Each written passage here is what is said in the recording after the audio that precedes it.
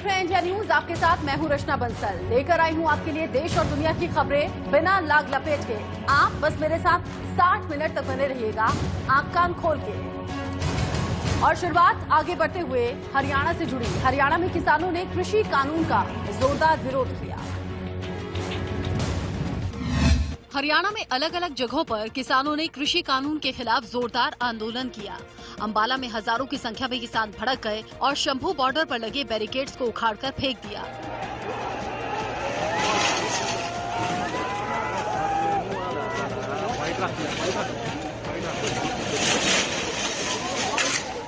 वहीं अंबाला में हिंसक प्रदर्शन कर रहे किसानों पर पुलिस ने वाटर कैनन का इस्तेमाल किया और उन पर काबू पाया।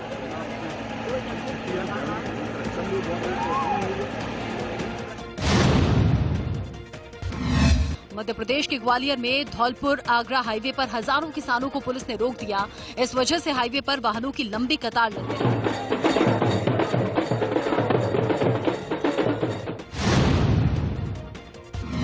पश्चिम बंगाल के बारसात में केंद्र की आर्थिक नीतियों के विरोध में ट्रेड यूनियनों ने जोरदार विरोध प्रदर्शन किया। इस दौरान उग्र भीड़ पर पुलिस ने लाठीचार्ज कर दिया, जिससे मौके पर हंगामा खड़ा हो गया।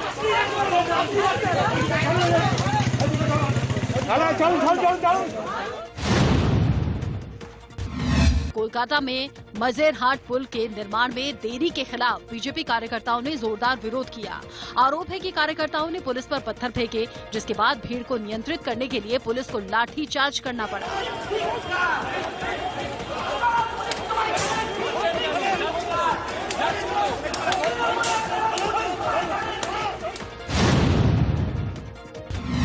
उत्तर प्रदेश में लखनऊ के हजरतगंज इलाके में पार्किंग के विवाद को लेकर दो पक्षों के बीच में जोरदार लड़ाई हो गई। इस मारपीट में दोनों तरफ के लोग जख्मी हो गए।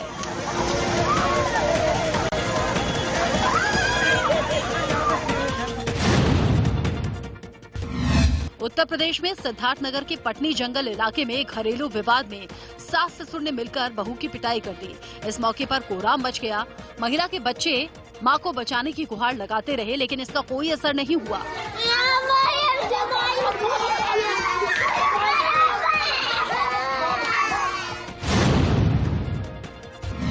उत्तर प्रदेश में जौनपुर के बदलापुर थाने में अपर पुलिस अधीक्षक के सामने हथियार चलाने के मामले में कई पुलिसकर्मियों के पसीने छूट गए। यहाँ करीब आधा दर्जन पुलिसकर्मी बंदूक नहीं चला पाए। वहीं कुछ पुलिसकर्मी बंदूक चलाने में सफल हो गए, जिससे उनकी लाज बच गई और कार्रवाई से भी बच गए।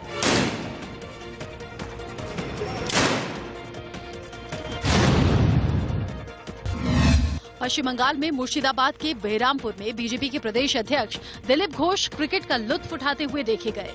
यहां उन्होंने स्थानीय युवाओं के साथ बल्लेबाजी का मजा भी लिया।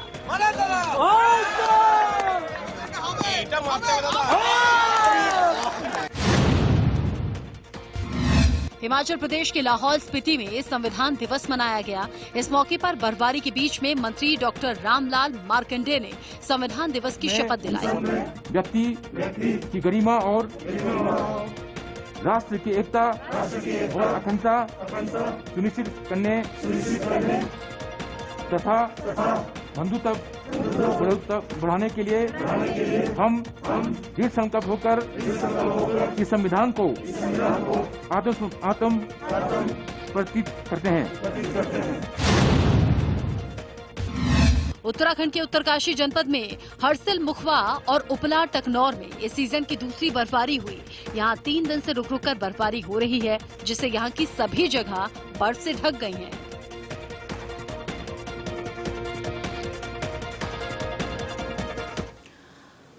कृषि सरकार ने 3 नए कृषि कानूनों के विरोध में दिल्ली की ओर से बढ़ रहे पंजाब के किसानों को हरियाणा बॉर्डर पर रोकने की जमकर कोशिश हुई। हालांकि इस दौरान जब पुलिस ने पंजाब के किसानों को अंबाला में दिल्ली की ओर बढ़ने से रोका तो टकराव बढ़ गया। क्योंकि अंबाला के पास शंभू बॉर्डर पर प्रदर्शनकारी किसानों को बैरिकेड लगाकर रोका गया, तो इन्होंने वहां पर सरकार के खिलाफ नारेबाजी कर प्रदर्शन करना शुरू कर दिया। हालांकि किसानों को तितर बितर करने के लिए सुरक्षा बलों ने उन पर पानी की बौछार भी की, लेकिन गुस्साए किसानों ने इनकी परवाह किए बिना लोहे के बैरिकेड्स तोड़ दिए और उन्हें घसीटकर सड़क के किनारे कर दिया।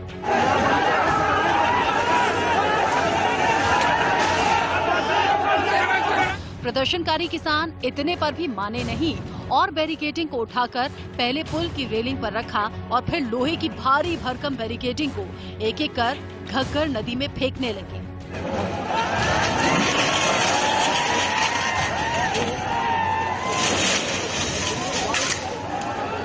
शंभू बॉर्डर अंबाला पर इस समय मौजूद हूं, जहां पर 7 लेयर बैरिकेडिंग की गई थी, लेकिन उसे तोड़कर दिल्ली की ओर कूच करते हुए किसानों की ये ट्रॉलीज आप देख सकते हैं। और ये मंजर दिल्ली की तरफ जो रास्ता जा रहा है उस तरफ का है, जबकि दूसरी तरफ जो कि पंजाब से हरियाणा की ये जो बॉर्डर जहां पर कनेक्ट होता है, आप देख सकते हैं दूर तक देख सकते हैं कि हजारों की संख्या में किसान जो है वो लगातार बादस्तूर आ रहे हैं। ऐसे में चंडीगढ़ से शंभू बॉर्डर के लिए हम पंजाब के रास्ते से आए हैं और जगह जगह पर इसी तरह से ट्रैक्टर ट्रॉलीज दिखाई दी है। यहाँ पर स्कफल हुआ, रोड ब्लॉक्स रखे गए थे यहाँ पर सीमेंट के, उनको हटाया गया। उसके बाद ट्रक और ये डंपर्स खड़े किए गए थे, लेकिन उनको भी धकेल कर साइड कर दिया गया है। और अब दिल्ली की तरफ ये काफिला जो है वो किसानों का चल निकला। आप देख सकते हैं कि इस नदी में बैरिकेडिंग्स जो की गई थी वो तोड़कर फेंक दी गई है और ये जो संख्या है ये लगातार बढ़ती जा रही है। और पंजाब के किसानों का हरियाणा में भी, हरियाणा के किसान जो है वो इंतजार कर रहे हैं, क्योंकि एक साथ आगे कूच किया जाएगा। हालांकि इस दौरान पुलिस प्रशासन मूक दर्शक बना रहा। कुछ देर बाद किसानों को पुलिस वालों ने फिर से समझाने की कोशिश की, लेकिन प्रदर्शनकारी माने नहीं और देखते ही देखते वहां हजारों की संख्या में किसान जुटना शुरू हो गए, जिससे वहां मौजूद प्रदर्शनकारियों की हिम्मत और बढ़ गई। लिहाजा देखते ही देखते प्रदर्शनकारी सारी बंदिशें तोड़कर आगे बढ़ निकलने की कोशिश करते दिखे, जिन पर पुलिस ने वाटर कैनन का इस्तेमाल किया ताकि प्रदर्शनकारियों को खदेड़ा जा सके। किसानों के गुस्से और जिद के आगे मजबूर पुलिस वालों ने जब देखा कि इन पर वाटर कैनन का असर ही नहीं हो रहा, तो आंसू गैस के गोले छोड़कर प्रदर्शनकारियों को खदेड़ने की कोशिश की।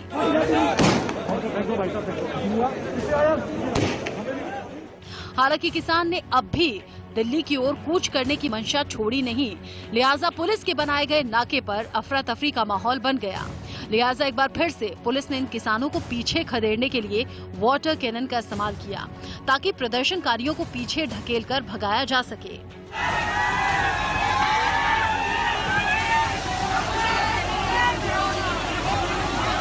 हालांकि इससे पहले हरियाणा के मुख्यमंत्री मनोहर लाल खट्टर ने किसानों से दिल्ली चलो आह्वान को वापस लेने की अपील भी की थी, लेकिन पंजाब के किसान 3 नए कृषि कानूनों का विरोध करने के लिए दिल्ली जाने पर आमादा दिखे। जानकारी के मुताबिक बड़ी तादाद में बसों, ट्रैक्टरों और दूसरे वाहनों से किसान पंजाब और दूसरी जगहों से दिल्ली की ओर कूच करने में जुटे हैं। इतना ही नहीं, इन किसानों के पास 1 महीने का राशन भी है, जिससे लगता है कि इस बार किसानों ने लंबी लड़ाई लड़ने का मन बना लिया है। उधर किसान के इस प्रदर्शन पर प्रशासन की पैनी नजर है।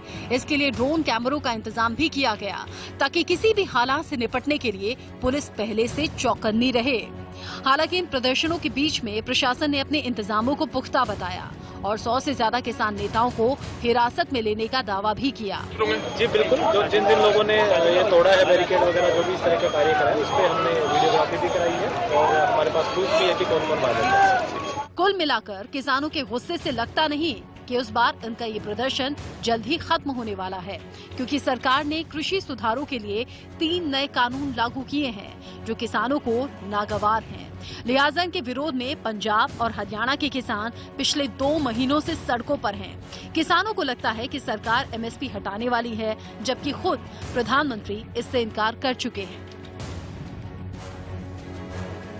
और उधर हरियाणा में किसानों और पुलिस के बीच में झड़प के बाद पंजाब के मुख्यमंत्री कैप्टन अमरिंदर सिंह ने ट्वीट के जरिए बीजेपी और हरियाणा सरकार पर निशाना साधना शुरू कर दिया। कैप्टन ने एक के बाद एक 3 ट्वीट किए हैं। ट्वीट में उन्होंने लिखा है, पहले ट्वीट में लिखते हैं, उन्होंने बीजेपी से अपील की है, लिखा है कि वो अपनी राज्य सरकार को निर्देश दें कि किसानों के खिलाफ सख्ती न बरती जाए। इसके बाद दूसरे ट्वीट में कैप्टन ने लिखा है कि कॉन्स्टिट्यूशन डे के दिन किसानों के संवैधानिक अधिकारों को दबाया जा रहा है। कैप्टन ने इसमें हरियाणा के मुख्यमंत्री मनोहर लाल खट्टर को टैग करते हुए लिखा कि किसानों को जाने दिया जाए ताकि वो दिल्ली जाकर शांतिपूर्ण तरीके से अपनी आवाज को उठा सकें, अधिकारियों के लिए बोल सकें। तीसरे ट्वीट में कैप्टन ने हरियाणा की बीजेपी सरकार पर निशाना साधा, कहा कि 2 महीने से किसान पंजाब में बिना किसी परेशानी के शांतिपूर्ण तरीके से प्रदर्शन कर रहे थे, लेकिन अब हरियाणा सरकार बल प्रयोग कर रही है, क्यों उकसा रही है उन्हें। इस तरह के एक के बाद एक ट्वीट कैप्टन अमरिंदर सिंह की तरफ से हुए।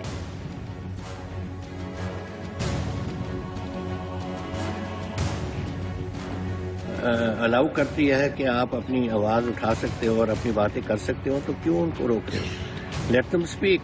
जब आप लोक राज किसी को बोलने नहीं दोगे तो नेचुरली रिएक्शन होगा, और वो रिएक्शन हो रहा है। और ये कह रहे हैं कि हमने इंसाइट किया लोगों को, ये उनका गलत बयान। हमने कभी नहीं इंसाइट किया। अब हरियाणा में देखो, हरियाणा के किसान सब एजिटेट कर रहे हैं, उनको भी मैं इंसाइट कर रहा हूँ। ये तो जो किसानों के मन में बात है आफ्टर द पैसेज और जो बिल्स पास किए गए हैं, किसान विरोधी जो इनको हम कहते हैं, उनका रिएक्शन ऑटोमेटिकली होता है। आज पंजाब में हुआ, आज हरियाणा में हुआ, और हरियाणा है उनका स्टेट, उसमें हुआ, तो उनका दिस इज जस्ट किसानों का नेचुरल रिएक्शन। पंजाब के मुख्यमंत्री अमरिंदर सिंह को हरियाणा के सीएम मनोहर लाल खट्टर ने कड़े शब्दों में जवाब दिया और कहा, निर्दोष किसानों को भड़काना बंद कीजिए। उन्होंने ट्वीट के जरिए निशाना साधा है। खट्टर ने ट्वीट किया कि कैप्टन अमरिंदर जी, मैंने पहले भी कहा है और मैं फिर से कह रहा हूं, एमएसपी में अगर कोई गड़बड़ी हुई तो मैं राजनीति छोड़ दूंगा, इसलिए कृपया निर्दोष किसानों को भड़काना बंद कीजिए। आप सिर्फ ट्वीट कर रहे हैं और बातचीत से बच रहे हैं, ऐसा क्यों? आपके झूठ, धोखे और मिथ्या प्रचार का समय खत्म हुआ। अब लोगों को आपका असली चेहरा देखने दीजिए। कोरोना महामारी के दौरान लोगों की जिंदगी खतरे में डालने से रोकिए। मैं आपसे अनुरोध करता हूं कि लोगों की जिंदगी से मत खेलिए, कम से कम महामारी के दौरान सस्ती राजनीति से बचिए। वहीं दिल्ली के मुख्यमंत्री अरविंद केजरीवाल ने किसानों के प्रदर्शन के समर्थन में ट्वीट किया। केजरीवाल ने ट्वीट करते हुए लिखा, केंद्र सरकार के तीनों खेती बिल किसान विरोधी हैं। ये बिल वापस लेने की बजाय किसानों को शांतिपूर्ण प्रदर्शन करने से रोका जा रहा है, उन पर वाटर कैनन चलाया जा रहा है। किसानों पर ये जुल्म बिल्कुल गलत है। शांतिपूर्ण प्रदर्शन उनका संवैधानिक अधिकार है। और उधर बीजेपी ने दावा किया है कि किसान आंदोलन के नाम पर कांग्रेस राजनीतिक रोटियां सेकने का काम कर रही है। केंद्रीय कृषि मंत्री नरेंद्र सिंह तोमर ने कहा कि नए कृषि कानून समय की जरूरत है, आने वाले वक्त में ये क्रांतिकारी बदलाव लाने वाला है।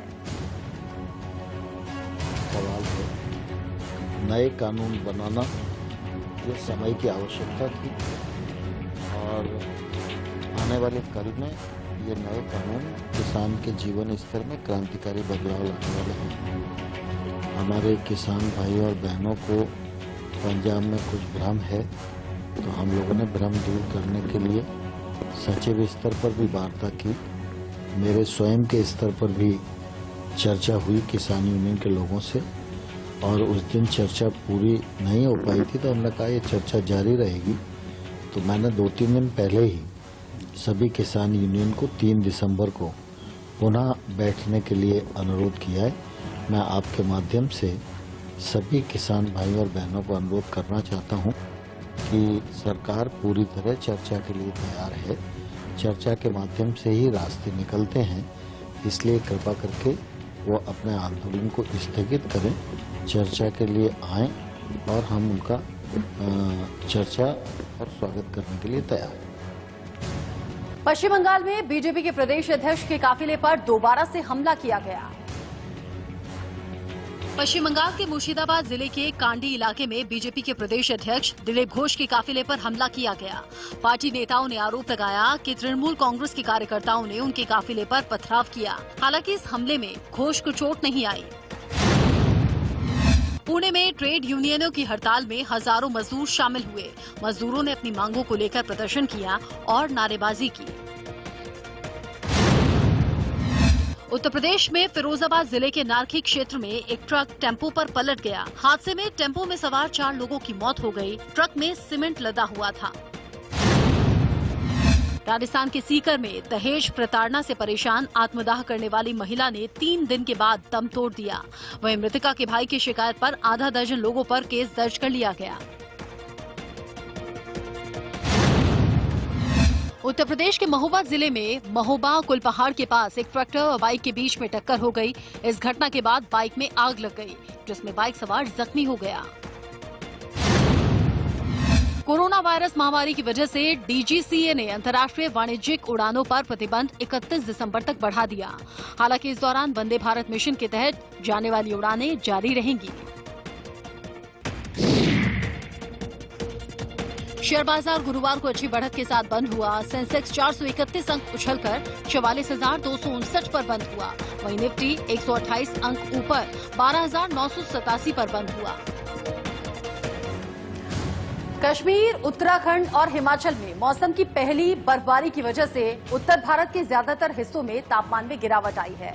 हालांकि पहाड़ों पर बर्फबारी का नजारा देखते ही बन रहा है, क्योंकि शिमला के नारकंडा में हुई बर्फबारी से चारों तरफ सुकून देने वाला बर्फ का सफेद नजारा देखा गया। कैमरे पर यह नजारा जितना खूबसूरत है तो सोचिए जो लोग इस मौसम में बर्फबारी के बीच वहां पर मौजूद हैं, उनके लिए ये नजारा कितना खुशगवार होगा।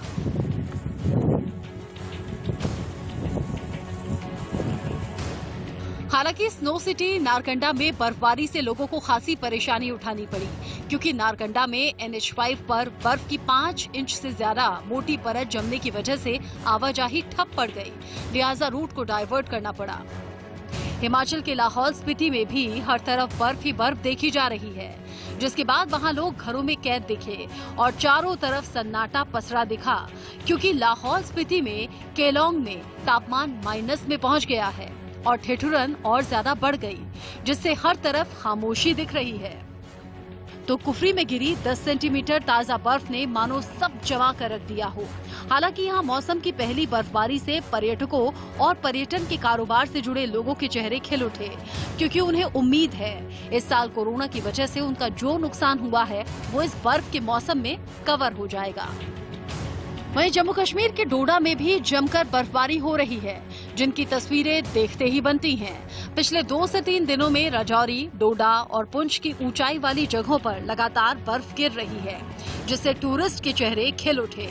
साथ ही पर्यटन उद्योग से जुड़े लोग भी खासे खुश हैं, क्योंकि पहाड़ों पर नजारा जन्नत जैसा दिख रहा है।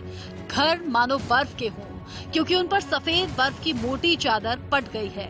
हालांकि ये बर्फबारी जहां कुछ लोगों के लिए मजा है तो कुछ लोगों के लिए सजा भी है, क्योंकि लगातार बर्फबारी होने की वजह से वाहनों की आवाजाही पूरी तरह से ठप पड़ गई है। इससे लोगों को खासी दिक्कतों का सामना करना पड़ रहा है।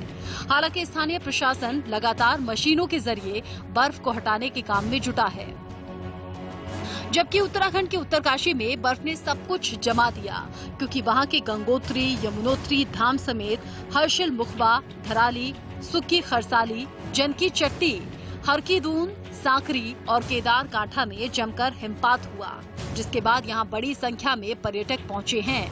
लिहाजा पर्यटकों की संख्या बढ़ने से होटल कारोबारियों के चेहरे खिले हुए हैं। वहीं बर्फबारी होने की वजह से सेब बागवानों समेत किसानों के चेहरे भी खिले हुए हैं। इतना ही नहीं, बद्रीनाथ धाम में भी लगातार बर्फ गिर रही है, जिससे वहां चारों तरफ सफेद बर्फ ही बर्फ दिखाई दे रही है। तो औली में बर्फ से सैलानियों की खुशी का ठिकाना नहीं रहा और वो गिरती बर्फ के नजारे को कैमरे में कैद करते हुए दिखे। Snowfall at Auli.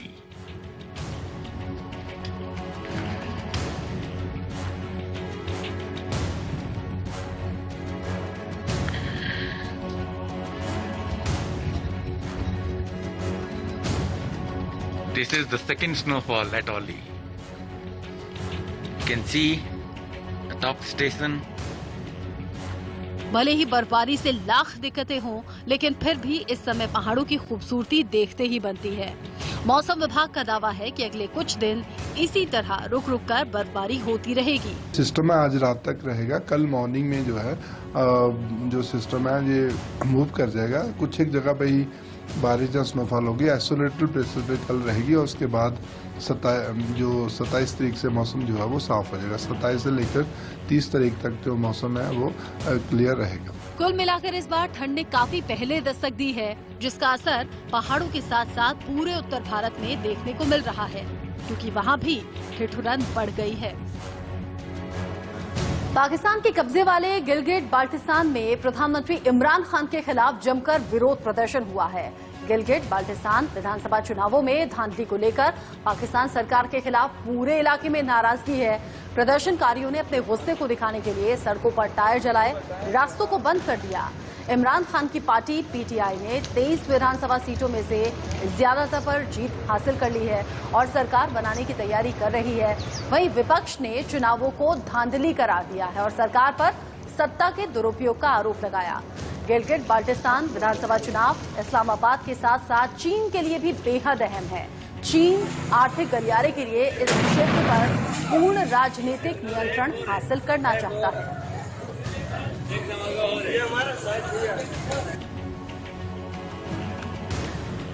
करने के आरोप में लालू यादव की मुश्किलें बढ़ती हुई दिख रही हैं और इधर बीजेपी विधायक ललन पासवान ने लालू के खिलाफ एफआईआर दर्ज कराई। उधर रांची हाईकोर्ट में पीआईएल दर्ज करा दी गई है। एनडीए की ओर से लालू यादव को रांची के जेल से दिल्ली के तिहाड़ जेल में शिफ्ट करने की मांग उठी है, क्योंकि लालू यादव का कथित ऑडियो सामने आने के बाद बिहार का सियासी पारा चढ़ा हुआ है। मैं सदन में सदस्य बन करके गया हूँ, व्यक्तिगत भावना सुनकर मुझे बधाई गए, तब वो मुझे इस तरह के प्रोत्साहित करने तो बहुत खुश। एनडीए का दावा है कि लालू यादव ने रांची से बीजेपी के विधायक ललन पासवान को फोन किया और स्पीकर के चुनाव में एब्सेंट रहने को कहा। पार्टी में है तो एब्सेंट हो जाओ ना, पार्टी में हो तो एब्सेंट हो जाओ। लेकिन अब ललन पासवान ने लालू यादव के खिलाफ बाकायदा एफआईआर दर्ज करा दी है। वहीं लालू यादव की तरफ से जेल मैनुअल का उल्लंघन करने पर रांची हाईकोर्ट में जनहित याचिका दायर की गई। लालू प्रसाद यादव जो है जब से जुडिशियल कस्टडी में गए हैं तब से वो रिम्स में ही है और वो जो है वहाँ एक तरह से कहिए कि ओपन है, कहीं ऐसा नहीं लगता कि वो किसी तरह का सजा याफ्ता कैदी है। उनको सारी सुविधाएं मिल रही है और पूर्व में माननीय न्यायालय ने कहा था एक मामले में कि कैदी को तभी तक जेल में रहना है, रिम्स में रखना है जब तक उसका इलाज हो रहा है और नहीं तो आराम फरमाने के लिए उसको आप जेल भेजिए। जेल मैनुअल के विरुद्ध जो है वो काम कर रहे हैं, मोबाइल रखे हुए हैं, उस पर भी मुकदमा हो। सरकार को हम कह रहे हैं पीआईएल के माध्यम से को वीआईपी ट्रीटमेंट क्यों? जब बिहार था, जब उनकी पत्नी मुख्यमंत्री हुआ करते थे उस समय वो गेस्ट हाउस में थे, कैंप जेल कह के। यहाँ भी वही हाल है जब से इनकी सरकार आई है, तो ये सुविधा नहीं होनी चाहिए। उनको जेल भेज करके प्राथमिकी दर्ज करके जेल भेजना चाहिए। रांची से सजायाफ्ता लालू यादव के फोन करने का मामला तब और तूल पकड़ गया जब एनडीए में शामिल जीतन राम मांझी और मुकेश सहनी ने दावा किया कि लालू यादव ने उनसे भी संपर्क करने की कोशिश की। इस संबंध में मैं ये कहूँगा कि हमें भी जानकारी है, हमारे कई एक लोगों को उन्होंने टेलीफोन किया था कि मांझी जी से बात करा दीजिए। हमने बात करने का काम नहीं किया। वो उनकी नियति है गलत काम करने का, करते रहे हैं और उसी के बल पर आज जो भी कर रहे हैं।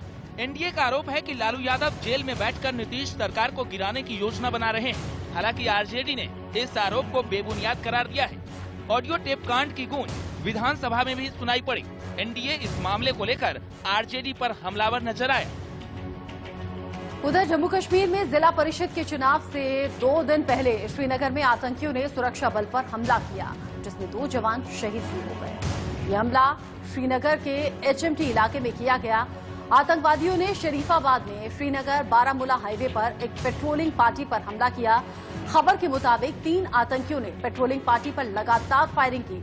2 जवान इसमें गंभीर रूप से जख्मी हो गए। बाद में उन्होंने अस्पताल ले जाते वक्त दम तोड़ दिया। हमले के बाद आतंकी कार से भाग गए। कुछ दिन पहले नगरोटा में सेना और सुरक्षा बलों ने जैश के 4 आतंकवादियों को मार गिराया था। श्रीनगर में आतंकी हमले के बाद सेना और सुरक्षा बल के जवानों ने इलाके की घेराबंदी कर ली है और आतंकियों के लिए सर्च ऑपरेशन लगातार चलाया जा रहा है।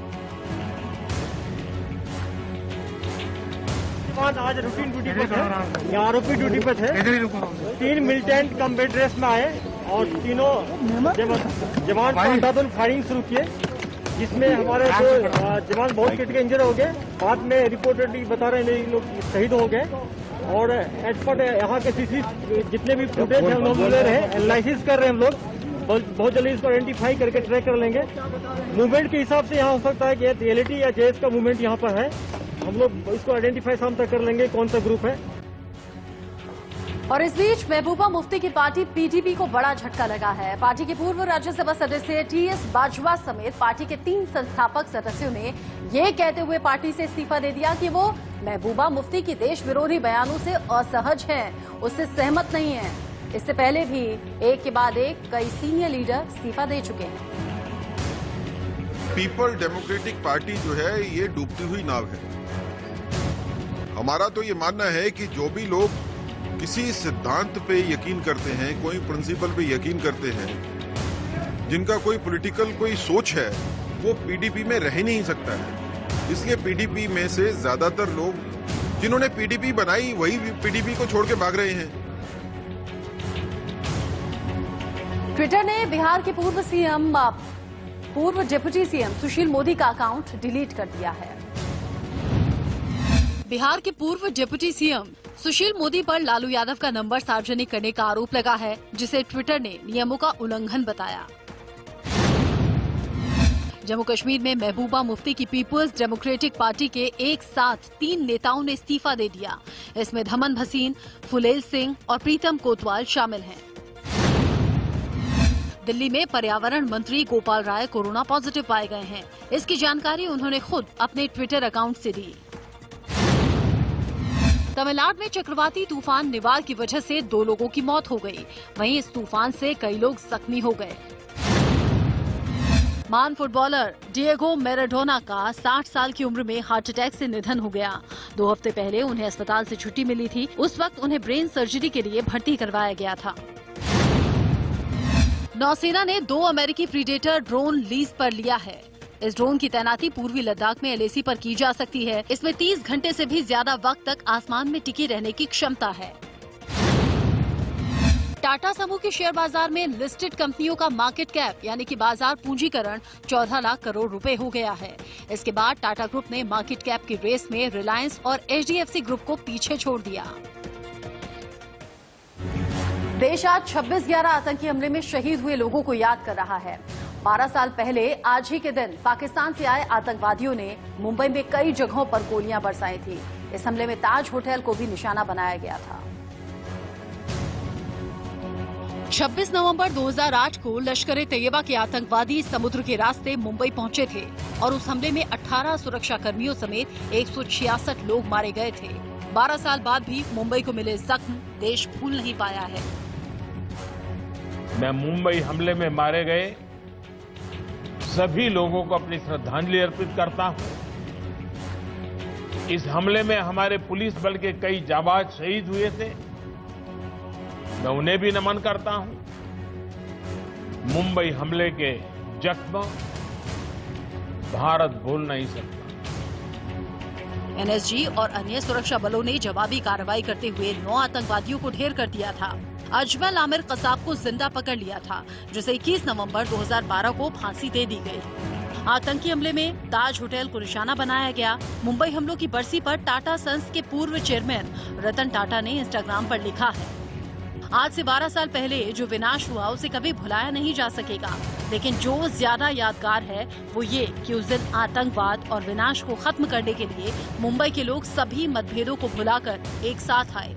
हमने जिनको खोया आज हम जरूर उनका शोक मना सकते हैं, लेकिन हमें उस एकता, दयालुता और संवेदनशीलता की भी सराहना करनी होगी। उम्मीद है कि आने वाले वक्त में ये और बढ़ेगी। 26/11 हमले में joint CP Hemant Karkare, ACP Ashok Kamte, inspector Vijay Salaskar, major Sandeep Unnikrishnan और अजमल कसाब को पकड़ने वाले कांस्टेबल तुकार। कुछ दिन पहले नगरोटा में सेना और सुरक्षा बलों ने जैश के 4 आतंकवादियों को मार गिराया था। श्रीनगर में आतंकी हमले के बाद सेना और सुरक्षा बल के जवानों ने इलाके की घेराबंदी कर ली है और आतंकियों के लिए सर्च ऑपरेशन लगातार चलाया जा रहा है। आज रूटीन ड्यूटी पर थे, ये आरोपी ड्यूटी पर थे। 3 मिलिटेंट कम्बैट ड्रेस में आए और तीनों जवान अंधाधुंध फायरिंग शुरू किए, जिसमें हमारे 2 जवान बहुत क्रिटिकल इंजर हो गए। बाद में रिपोर्टेडली बता रहे हैं लोग शहीद हो गए। और एक्सपर्ट यहाँ के सीसी जितने भी फुटेज है हम लोग ले रहे हैं, एनालिसिस कर रहे हैं हम लोग। बहुत जल्दी इसको आइडेंटिफाई करके ट्रैक कर लेंगे। मूवमेंट के हिसाब से यहाँ हो सकता है कि रियलिटी या जेएस का मूवमेंट यहाँ पर है। हम लोग इसको आइडेंटिफाई शाम तक कर लेंगे कौन सा ग्रुप है।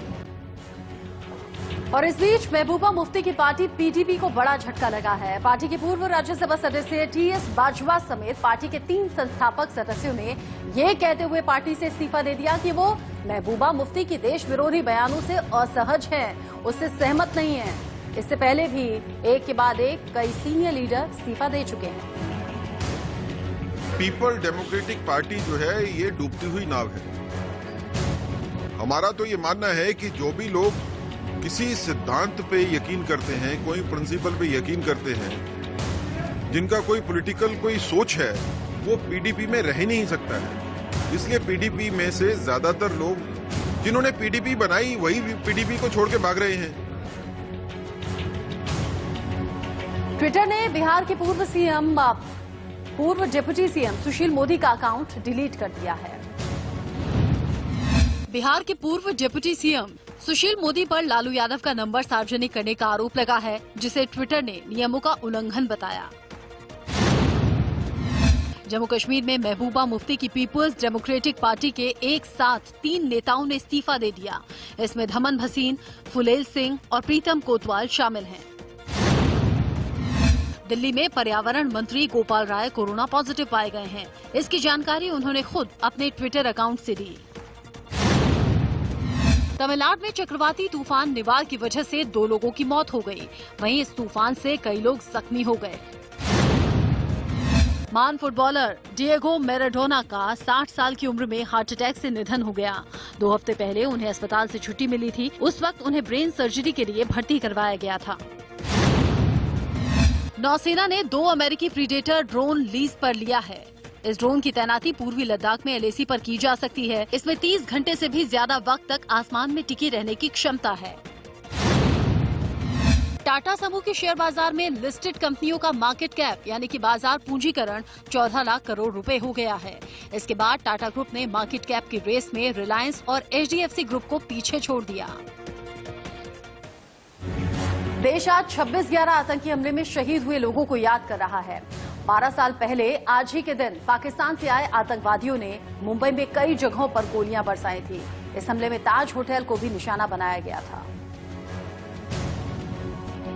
26 नवंबर 2008 को लश्कर-ए-तैयबा के आतंकवादी समुद्र के रास्ते मुंबई पहुंचे थे और उस हमले में 18 सुरक्षा कर्मियों समेत 166 लोग मारे गए थे।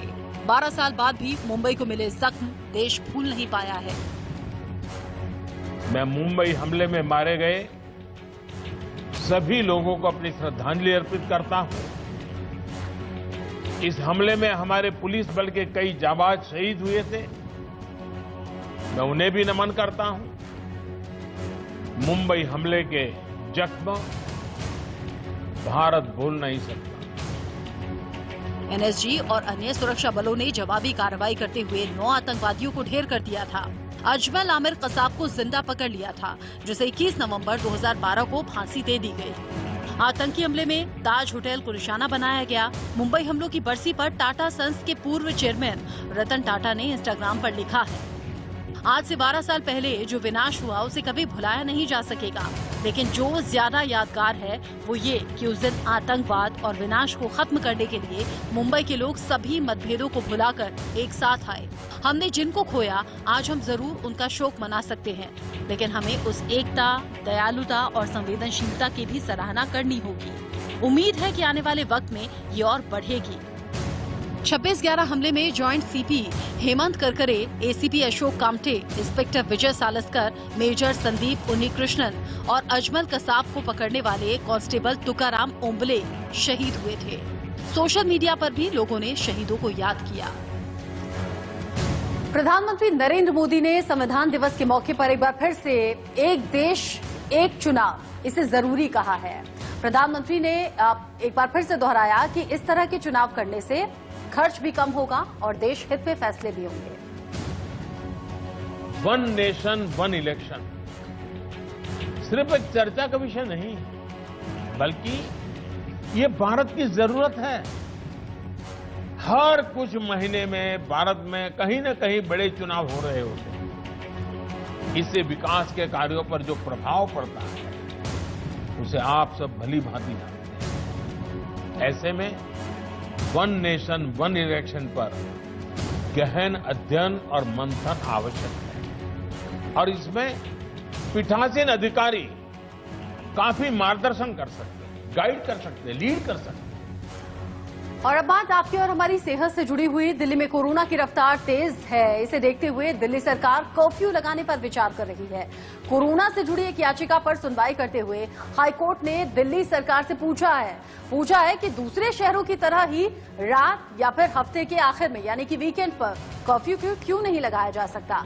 दिल्ली सरकार ने कहा है कि महामारी के मद्देनजर किसी भी तरह के कर्फ्यू को लागू करने पर अभी कोई फैसला नहीं लिया गया है, लेकिन कोविड-19 की स्थिति को देखते हुए कर्फ्यू का फैसला लिया जा सकता है। सुनवाई के दौरान हाईकोर्ट ने दिल्ली सरकार को स्टेटस रिपोर्ट में सही जानकारी नहीं देने पर फटकार भी लगाई है। दिल्ली में 28 अक्टूबर से अब तक कोरोना के 2364 मरीजों की मौत हुई है और अब इस दौरान हर दिन सामने आने वाले संक्रमण के मामले पहली बार 5000 के आंकड़े को पार कर गए हैं। लेवल पे पहुंचती जा रही है। एक चीज मैं आपको और बता देता हूं कि काफी दिनों के बाद, मतलब काफी दिनों पिछले 4 दिन के अंदर आज जो है दिल्ली के अंदर 9138 बेड खाली हैं और 1057 आईसीयू बेड खाली हैं, जो कि 4 दिन पहले 7844 7844 थे और जो आईसीयू बेड थे सिर्फ 515 थे। तो पिछले 4 दिन के अंदर हमने काफी सारे नए बेड बढ़ाए भी हैं और वैकेंसी भी दिल्ली के अंदर लगभग 50% से ज्यादा बेड अवेलेबल है। कोरोना काल में शादी समारोह को लेकर उत्तर प्रदेश के मुख्यमंत्री योगी आदित्यनाथ ने निर्देश दिया है। निर्देश, शादी के लिए पुलिस या फिर प्रशासनिक अनुमति की कोई जरूरत नहीं होगी। मुख्यमंत्री ने साफ कहा कि कहीं से भी पुलिस दुर्व्यवहार की शिकायत अगर आई तो फिर सख्त कार्रवाई होगी। इसके साथ ही अधिकारियों की भी जवाबदेही तय होगी। केवल सूचना देकर कोविड प्रोटोकॉल और गाइडलाइन के निर्देशों का पालन करते हुए शादियां हो सकती हैं। उधर बरेली मुरादाबाद खंड निर्वाचन क्षेत्र के शिक्षक एमएलसी चुनाव का बिगुल बज गया है। जहां एक तरफ बड़ी बड़ी राजनीतिक पार्टियों से प्रत्याशी चुनाव में ताल ठोक रहे हैं, वहीं निर्दलीय प्रत्याशी के तौर पर डॉक्टर विनय खंडेलवाल भी मैदान में हैं और जोरदार प्रचार कर जीत के दावे करने में जुटे हैं। खुद ही को कर बुलंद इतना कि खुदा भी पूछे कि बता तेरी रजा क्या है। मात्र 21 साल की उम्र में ही मैनेजमेंट कॉलेज की नींव रखने वाले एमएलसी प्रत्याशी विनय खंडेलवाल पर ये पंक्तियां बिल्कुल सटीक बैठती हैं। डॉक्टर विनय खंडेलवाल सीएमटी के चेयरमैन और एसोसिएट प्रोफेसर भी हैं। विनय खंडेलवाल का जन्म शहर के एक वैश्य परिवार में 22 सितंबर 1980 को हुआ। युवा काल से ही विनय समाज एवं जन कल्याण जैसे विषयों पर विशेष रुचि रखते हैं और वो इस बार एमएलसी के प्रत्याशी भी हैं। इस संस्थान का स्टूडेंट भी रहा हूं, यहीं से मैंने बीकॉम किया, एमकॉम किया है, पीएचडी की है, तो मुझे मेरे गुरुजनों का पूरा आशीर्वाद मिल रहा है। और मैं आपको बताना चाहूंगा कि मेरे गुरुजनों ने मुझे आशीर्वाद दिया है। यहाँ से मुझे रिकॉर्ड वोटिंग होनी है, बरेली से भी होनी है, पीलीभीत बदायूं से भी अच्छी वोटिंग होनी है। शिक्षा एवं शिक्षा व्यवस्था को लेकर विशेष सजग डॉक्टर खंडेलवाल का मानना है कि अगर शिक्षा व्यवस्था सही करना है तो शिक्षक को ही राजनीति में उतरना होगा। फुटबॉल के महान खिलाड़ियों में शामिल माराडोना की 60 साल की उम्र में दिल का दौरा पड़ने से मौत हो गई। बेहद गरीब परिवार में जन्मे माराडोना ने खेल की दुनिया में जो शोहरत हासिल की, उसकी दूसरी मिसाल मिलना मुश्किल है। उनकी मौत पर पूरी दुनिया में शोक की लहर है।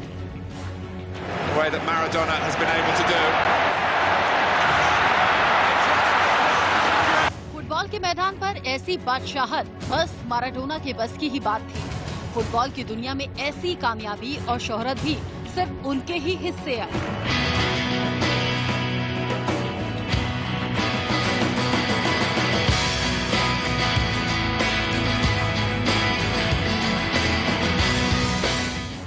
इस सितारे का जन्म अर्जेंटीना के ब्यूनस आयर्स की एक झोपड़पट्टी में हुआ था।